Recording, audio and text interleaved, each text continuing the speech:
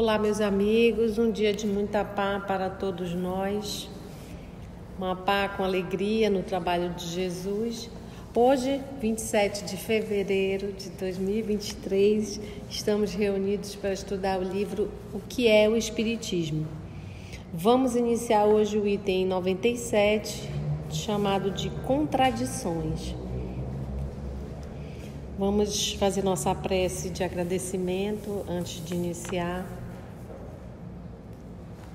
Jesus amigo, mais uma vez te agradecemos a oportunidade de estudo, de trabalho, de aprendizado. Te agradecemos a tua misericórdia para conosco, sabendo que já fugimos tanto desse trabalho e que agora temos essa oportunidade mais uma vez. Te agradecemos o teu não desistir de nós. Ajuda-nos a caminhar contigo nesses momentos tormentosos de transição. Dá-nos ânimo, força, coragem. Principalmente dá-nos a lembrança de que tu não nos abandona nunca, que estarás conosco até o fim. Para o estudo de hoje, te pedimos a graça de abrir nosso conhecimento e aprendermos as lições que há tantos anos nos vem falando sobre a vida espiritual, sobre a passagem nesse mundo, e que possamos, enfim, compreender essa verdade. Que assim seja. Que assim seja. Contradições. Item 97. As contradições que frequentemente se notam na linguagem dos espíritos não podem causar admiração senão aqueles que só possuem da ciência espírita um conhecimento incompleto, pois são a consequência da natureza mesma dos espíritos, que, como já dissemos, não sabem as coisas senão na razão do seu adiantamento, sendo que muitos podem saber menos que certos homens. Sobre grande número de pontos, eles não emitem mais que a sua opinião pessoal, que pode ser mais ou menos acertada e conservar ainda um reflexo dos prejuízos terrestres de que se não despojaram. Outros forjam sistemas seus sobre aquilo que ainda não conhecem, particularmente no que diz respeito a questões científicas e à origem das coisas. Nada, pois, há de surpreendente em que nem sempre estejam de acordo. Então, quando ele fala que as contradições nas comunicações espíritas se dão, porque é a natureza mesma dos espíritos nas comunicações. Porque, como a gente já sabe, os espíritos nada mais são que as almas dos homens sem um invólucro material. E tal como há os homens, tem os que nem todos sabem de tudo, ou muitos não sabem de nada, assim também há no mundo dos espíritos. E como tal, os homens encarnados, há os que falam e dão opinião sobre tudo, os espíritos também. Aí ele disse, alguns nada mais são do que opinião pessoal. Hoje, no mundo da internet, hoje todo mundo tem opinião sobre tudo. Outro dia um professor contou uma história, um professor de filosofia, que ele foi estudar com os alunos, né, na universidade sobre Kant, e o aluno disse, eu não estou de acordo, não gosto desse cara, não concordo. Aí ele disse, quem é você para discordar de Kant? Né? Mal começou a faculdade. Então, tal qual os homens, há os espíritos que têm as suas opiniões. Aí ele diz, outros forjam sistemas, ou seja, criam uma teoria, uma doutrina sobre as coisas e manda essa mensagem. Então, isso nada mais é consequência da natureza dos espíritos. Ou seja, fake news espiritual, né? Porque e ele fala aqui que quem fica julgando o espiritismo pelas contradições do espírito é porque não conhece a realidade do espírito. E é o que ele vem falando antes, né? A identidade dos espíritos, não importa o nome, tem que ver o teor da comunicação. A mesma coisa ele está continuando para dizer, As contradições são a partir das pessoas, como a Mita já explicou, e que quem fala do Espiritismo sobre isso é porque não conhece, mais uma vez. 98. Espantam-se de encontrarem comunicações contraditórias assinadas por um mesmo nome. Somente os espíritos inferiores mudam de linguagem com as circunstâncias, mas os espíritos superiores nunca se contradizem. Por pouco que se esteja iniciado nos mistérios do mundo espiritual, sabe-se com que facilidade certos espíritos adotam nomes diferentes para dar mais peso às suas palavras. Disso, com segurança, se pode inferir que, se duas comunicações radicalmente contrárias, no fundo, trazem o mesmo nome respeitável, uma delas necessariamente é apócrifa, é falsa. Ou seja, para saber se você tem duas comunicações, e ele disse que tem uns que se espantam porque por encontrarem comunicações contraditórias assinadas pelo mesmo nome. Ele diz, lógico, como a gente identifica um espírito, como a Carla falou, não é pelo nome que dá, não é pela assinatura que faz, mas pelo teor, pela linguagem que a gente sabe. Eu posso receber uma comunicação de um espírito e ele dizer São Tomás de Aquino e ser só bobagem. Claro que eu vou saber pelo espírito que era São Tomás de Aquino, isso não pode ser uma mensagem dele. E a Carla recebe uma mesma mensagem assinada São Tomás de Aquino, que seja um teor elevado, palavras edificantes, nada de se contradizendo. Então, uma das duas é falsa. Ele está dizendo que é isso. E ele diz uma coisa, espíritos superiores nunca se contradizem. Se você pegar duas mensagens assinadas pelo mesmo espírito, uma dessas mensagens, e se tiver contradição, uma dessas mensagens é falsa. 99. Dois meios podem servir para fixar as ideias sobre as questões duvidosas. O primeiro é submeter todas as comunicações ao exame severo da razão, do bom senso e da lógica. Não é um exame simples, é um exame severo. É uma recomendação que fazem todos os bons espíritos. Abstêm-se de fazê-la os maus, pois sabem não ter senão a perder com esse exame sério, pelo que evitam discussão e querem ser cridos sob palavra, ou seja, não querem ser contestados. Então não investiga não, aceita aí porque eu estou falando e eu sou superior, entendeu? Lá de onde eu vim eu sei de tudo. Então aceite e não questione, já sabe que é falso. O segundo critério da verdade está na concordância do ensino. Quando o mesmo princípio é ensinado em muitos pontos por diferentes espíritos e médios estranhos uns aos outros e isentos de idênticas influências, pode-se concluir que ele está mais próximo da verdade do que aquele que emana de uma só fonte e é contradito pela maioria. Isso está no Livro dos Médiuns, capítulo 27, Contradições e Mistificações. Também está na Revista Espírita, abril de 1864, página 99, Autorité de la Doctrine Espírita, o Evangelho segundo o Espiritismo, na introdução. Então, todos eles aqui, o Livro dos Médiuns já está lá no canal e o Evangelho segundo o Espiritismo também. E a Revista Espírita de 1864, se Deus quiser, a gente chega lá. Ou seja, ele diz para a gente saber dois meios para a gente saber sobre as questões duvidosas. Primeiro, olha que ele diz, submeter todas as comunicações ao exame. Exame de quê? Simples, um exame simples? Não, um exame severo, ou seja, ler e reler, avaliar e reavaliar. Um exame severo, se é razoável, se tem bom senso e se é lógico.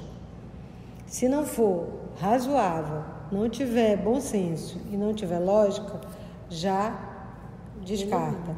E ele diz, e é uma recomendação que todos os bons espíritos dão.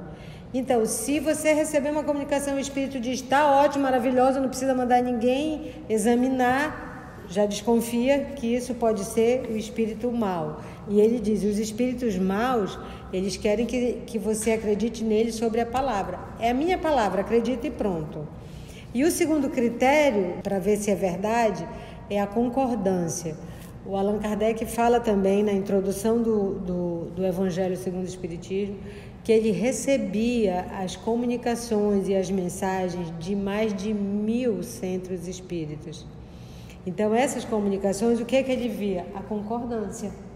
O que é que o médium aqui, o médium lá, o médium acolá, se as independente mensagens... de costumes e questões da cultura, a mensagem do teu era a mesma, independente do lugar, né? Então, a concordância do ensino.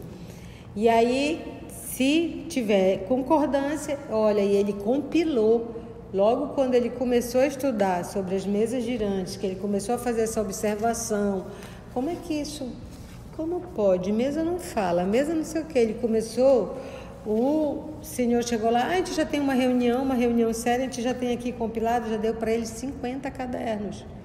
E ele foi ver essas comunicações nesses 50 cadernos, ver o que era o que, separar, para ver onde tinha concordância, o que era, porque dentro dessas comunicações tinham comunicações também que eram absurdas.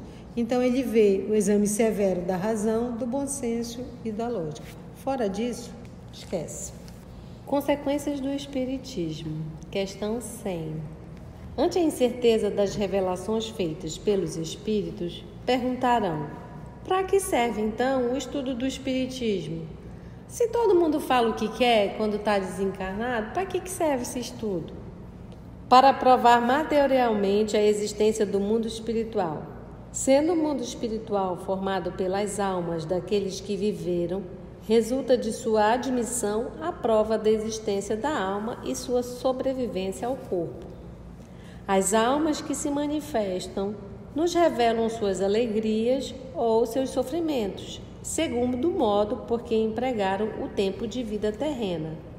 Nisto, temos a prova das penas e recompensas futuras. Então, para que serve o estudo do Espiritismo? Primeiro, para a gente saber que a existência do mundo espiritual, ou seja, nós não somos só matéria, não é como grande parte das pessoas dizem, morreu, acabou. Então, a gente vai saber...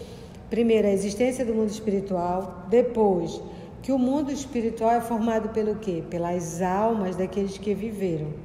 Então, se as almas daqueles que viveram, ou seja, e aí ele diz outra coisa, é que tem consequência a forma pelo que a gente viveu. Que aí ele fala, como empregaram a vida, terão nisso as penas e recompensas futuras. Então, já tem 3 coisas que a gente já sabe pelo estudo do Espiritismo.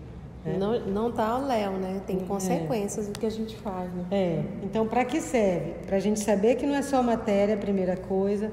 A segunda coisa, a prova da existência da alma que sobrevive ao corpo. E que a vida espiritual é consequência da vida na matéria.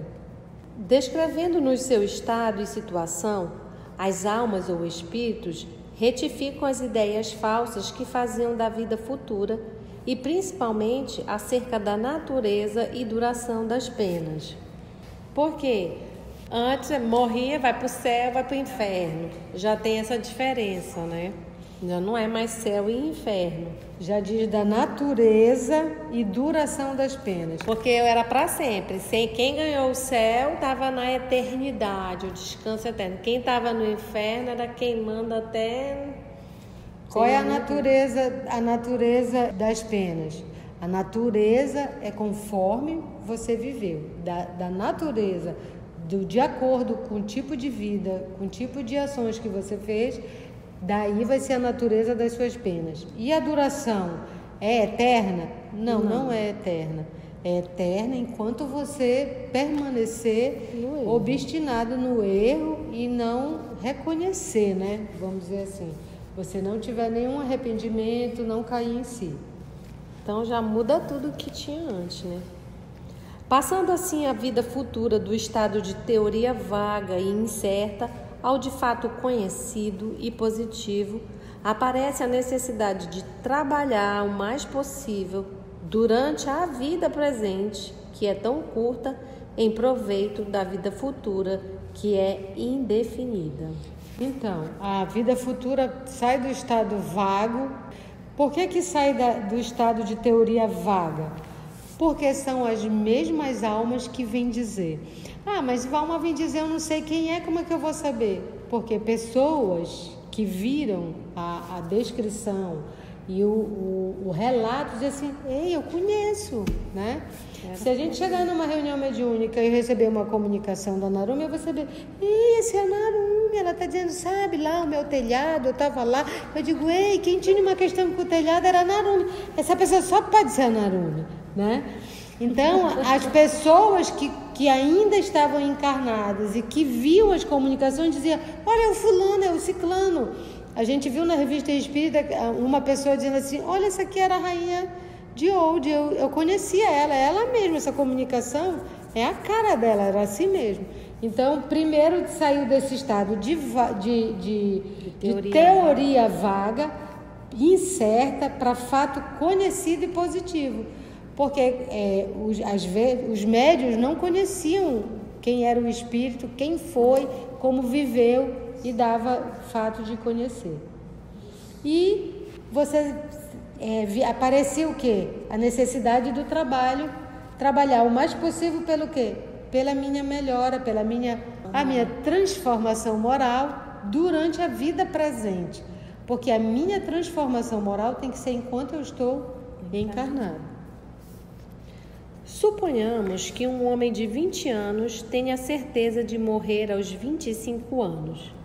Que fará ele nestes 5 anos que lhe restam? Trabalhará para o futuro? Certamente que não. Procurará gozar o mais possível, acreditando ser uma tolice submeter-se a fadigas e privações sem proveito. Se, porém, ele tiver a certeza de viver até os 80 anos, seu procedimento será outro, porque então compreenderá a necessidade de sacrificar alguns instantes do repouso atual para assegurar o repouso futuro durante longos anos. O mesmo se dá com aquele que tem a certeza da vida futura. E isso a gente vê, é só a gente pensar na gente mesmo, né? Quantas coisas a gente já não nos privou por saber que a vida não é só na matéria. Quantas, como diz, enfiada de pé na jaca, a gente diz: não vou, né? Isso eu não vou fazer. Eu vou aproveitar, né? Eu vou aproveitar, como ele diz, a vida presente, que é curta, em proveito da vida futura, que é indefinida.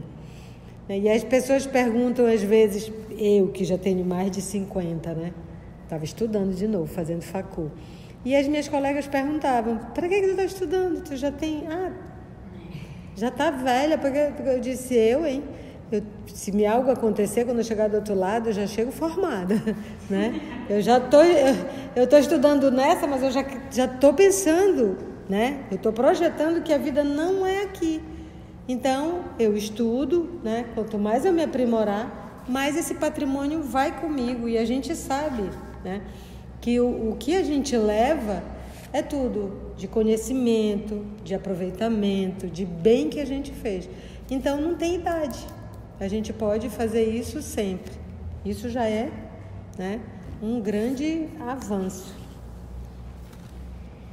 A dúvida relativamente a este ponto conduz naturalmente a tudo sacrificar aos gozos do presente, daí ligar-se excessiva importância aos bens materiais. A importância que se dá aos bens materiais excita a cobiça, a inveja e o ciúme do que tem pouco contra aquele que tem muito. Da cobiça ao desejo de adquirir por qualquer preço o que o vizinho possui, o passo é simples. Daí ódios, querelas, processos, guerras e todos os males engendrados pelo egoísmo. Com a dúvida sobre o futuro, o homem, acabrunhado nesta vida pelo desgosto e pelo infortúnio, não vê senão na morte o termo dos seus sofrimentos. E assim, nada esperando, procura pelo suicídio a aproximação desse termo. Sem esperança de futuro, é natural que o homem seja afetado e se desespere com as decepções por que passa. Os abalos violentos que experimenta repercutem-lhe no cérebro e são a fonte da maioria dos casos de loucura. Então, com a dúvida sobre o futuro, o que é que a gente diz? Se a vida é só aqui, por que eu vou ter menos e o outro vai ter mais?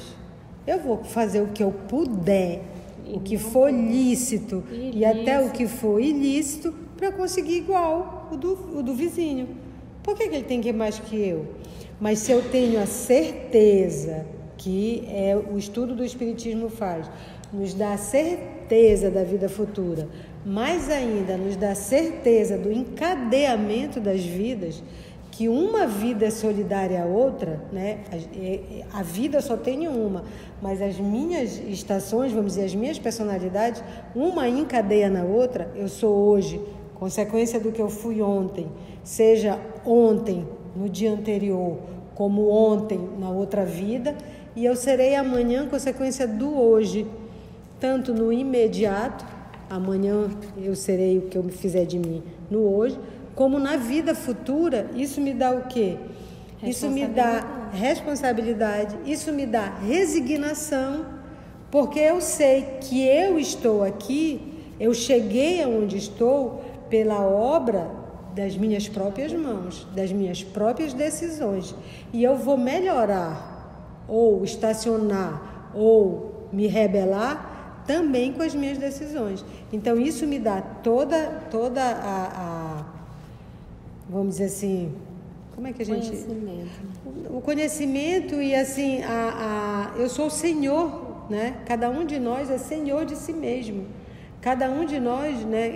E o Emmanuel tem uma frase que diz: o homem é herdeiro do homem. Então, nós somos herdeiros de nós mesmos. Nós vamos ser amanhã o que a gente fizer da gente. E aí a gente vai... Isso nos dá resignação, isso nos dá força para prosseguir e para aguentar as provas, porque eu passo, porque senão é muito fácil, e eu tenho visto isso, pessoas que não acreditam em nada, já assim, eu estou passando por um grande sofrimento. Se morrer é um nada, né? Eu vi uma palestra de um médico que disse outro dia que se ele tinha medo da morte, ele disse que não, porque morrer é o fim. Quando morrer, tudo acaba. Ele disse, é igual dormir, você dorme e acaba.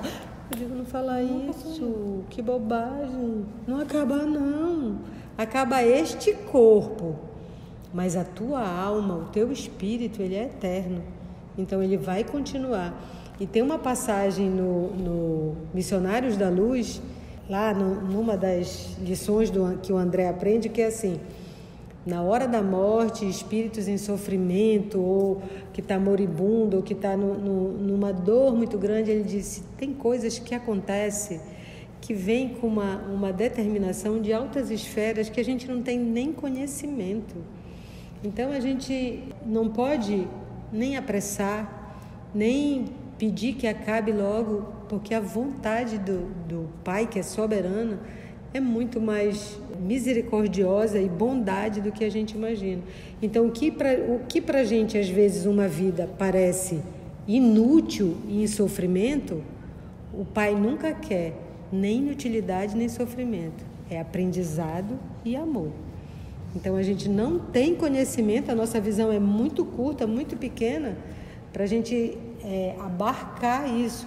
E só esse estudo do Espiritismo já dá para a gente ter uma pequena visão do que é a vida futura. E essa é a consequência maior do Espiritismo, acho que essa transformação moral, né? Que é essa ideia de que o de hoje vai fazer diferença amanhã. Porque sem isso a gente ia logo pro fight. Bora logo, a gente estava lendo sobre Esparta, sobre vamos matar, vamos derrubar e vamos tomar o poder. Mas essa eu acho que é a grande mudança do Espiritismo mesmo. E ele diz aqui que é natural, né? Sem a esperança no futuro, que o homem se desespere. Imagine, cada um de nós aqui, é só a gente imaginar, com os teus problemas, as tuas dificuldades, as tuas dores, né? A gente passou por uma pandemia, muita gente perdeu coisas, perdeu emprego, perdeu família, se não fosse essa esperança do futuro, a gente podia dizer assim, o desespero podia tomar conta da gente, né? O desespero, e aí ele diz assim, e isso não seria de se estranhar que viesse ter casos de loucura por conta disso. Tem gente que passa por coisas que a gente diz assim, como é que essa pessoa aguenta? É essa esperança de vida futura. Sem a vida futura, a atual se torna para o homem a coisa capital, o único objeto de suas preocupações, ao qual ele tudo subordina. Por isso, quer gozar a todo custo, não só os bens materiais, como as honrarias. Aspira a brilhar, elevar-se acima dos outros, eclipsar os vizinhos por seu fausto e posição. Daí a ambição desordenada e a importância que liga aos títulos e a todos os efeitos da vaidade, pelos quais ele é capaz de sacrificar a própria honra, porque nada mais vê além. A certeza da vida futura e de suas consequências muda-lhe totalmente a ordem de ideias e lhe faz ver as coisas por outro prisma. É um véu que se levanta, descobrindo imenso e esplêndido horizonte. Ou seja, ele diz assim que sem a vida futura, a atual para o homem é a coisa capital. O capital que é indispensável, fundamental, é a coisa principal. Só aqui e agora. Se só tem aqui e agora, eu tenho que fazer tudo que eu puder no aqui e no agora. Não adianta eu pensar para mais adiante. Aí diz, então daí a gente vai para ter o que a gente acha importante, né? Beleza, riqueza, poder, que são, como diz a tia, onde a gente mais se encrenca. Falta sexo. E sexo também. E aí a gente faz tudo disso, né? O que a gente quer? Qualquer preço, até a qualquer preço, até da honra. E às vezes a gente não vai longe. Nós que nos dizemos espíritas, às vezes a gente esquece, né, que da vida futura, pensando que é só no agora. Quantas vezes a gente entra em desespero, nos esquecendo que a vida não é só aqui. Não é que a gente não vá sentir os abalos que a gente passa, a gente vai sentir os abalos que a gente passa. Estou me lembrando porque ontem eu estava estudando os Missionários da Luz e o mentor disse para o André Luiz, é durante a noite que muitos encarnados têm problemas de AVC e problemas de infarto. Por quê? Por causa dos pensamentos desesperados. Pensamento desesperados. Aí ele diz, por quê? Por coisa nenhuma. Só pelas coisas que eles ficam pensando que vai acontecer, o que pode acontecer, o que não pode. Então, a imaginação faz a gente criar uns castelos horrorosos. E ele diz assim, e aí por que ele diz assim, e por que durante o dia não tem muito? Ele diz, porque os raios do sol, olha como o sol é importante, queimam essas produções, esses pensamentos muito maluquetes que a gente tem. Então, durante a noite, olha outra coisa também que a gente nem liga, a importância da oração. Durante a noite, antes de deitar, fazer uma higiene mental, uma oração, justamente para isso, para não dar, porque, gente, nós estamos num mundo, não é mundo ditoso, né? Vamos combinar. O nome desse mundo aqui que a gente vive é provas e expiações, não é lazeres e diversões. Então, no mundo de provas e expiações, todos nós, sem exceção, temos provas e expiações. E se a gente deixar a imaginação solta, sem nos ligarmos à oração, sem ficar sempre nos lembrando, a vida não é aqui, a gente vai deixar a mente viajar. Sem contar que os nossos pensamentos soltos encontram aquelas companhias que a gente, né? E aí já vem, né? Então, orai e vigiai. Diante da infinidade e grandeza da vida de além-túmulo, a vida terrena some-se, como um segundo na contagem dos séculos, como o grão de areia ao lado de uma montanha. Tudo se torna pequeno, mesquinho, e ficamos pasmos de haver dado importância a coisas tão efêmeras e pueris.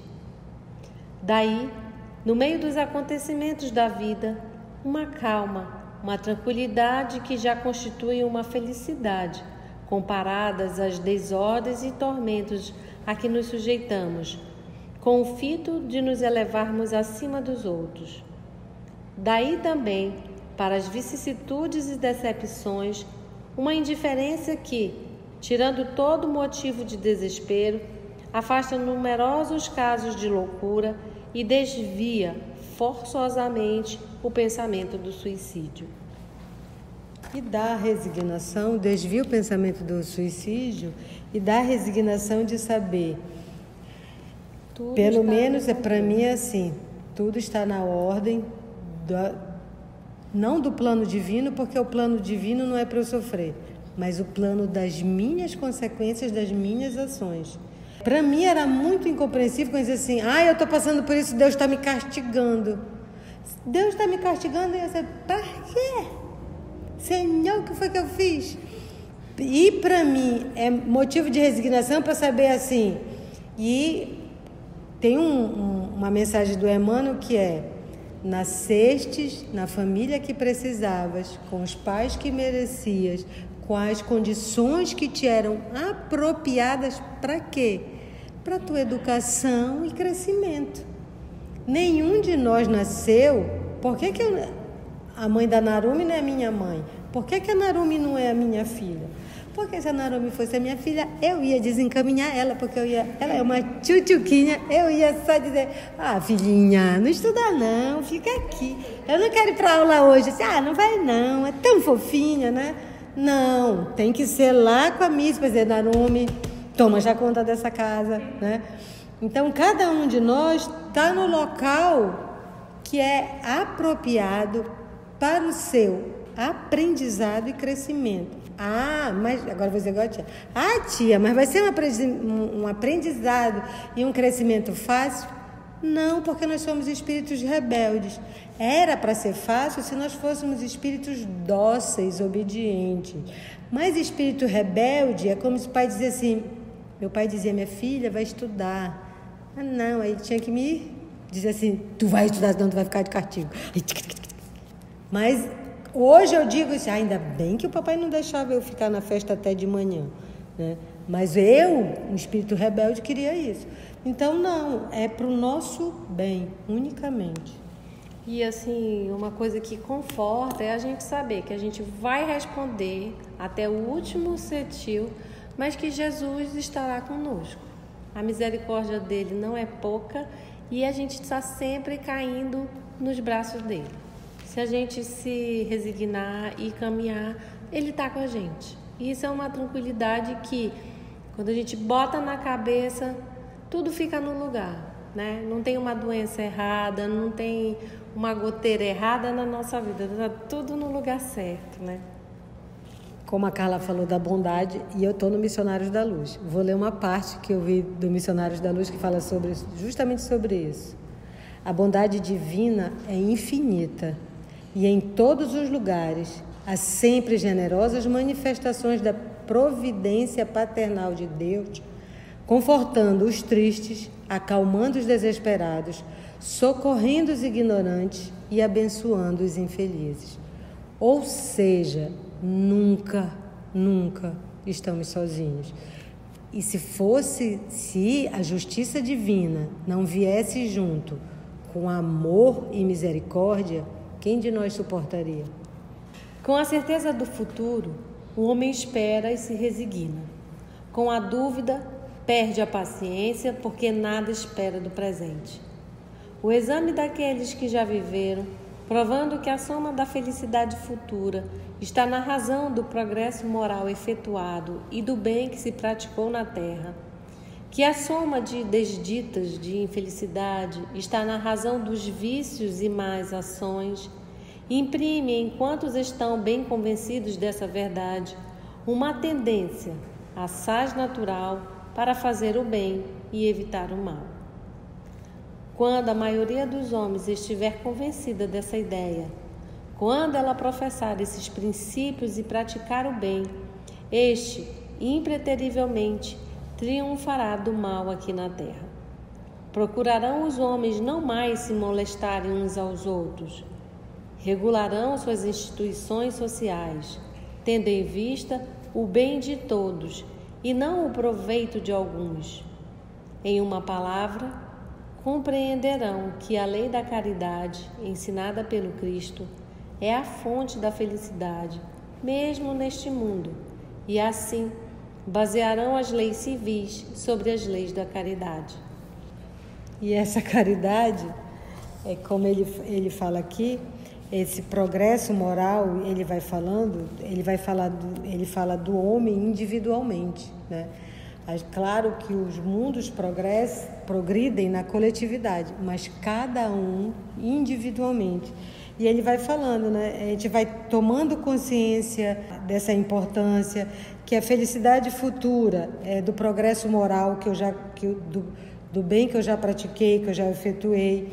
E a gente vai melhorando, e quando a maioria estiver convencida, e quando a maioria professar os princípios e praticar o bem, então o bem, ele triunfará, né? E o Livro dos Espíritos pergunta... Aqui na Terra. Aqui na Terra. Sim, nos outros mundos, tem mundos que a gente nem se dá conta de quanta alegria e felicidade tem nesse mundo. E basearão as leis civis sobre as leis de caridade, o quê? Quando os homens, e a gente vai fazendo isso. A gente tem que chamar os outros? Não.